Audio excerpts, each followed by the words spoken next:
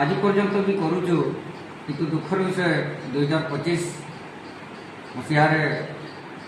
One विभाग आमको पूजापाई अनुमति देला नहीं। तो से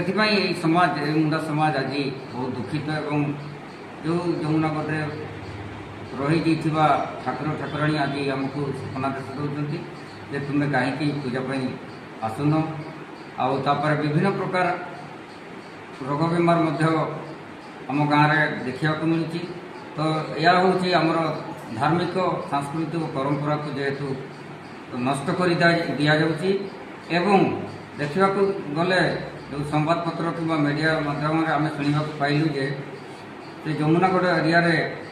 आमर जो पूजास्थली बा श्मशान घाट जोटा कि आम शासन पीढ़ी बोलिकी कहू से शासन पीढ़ी एनक्लोजर तैयारी करी जो महाराष्ट्र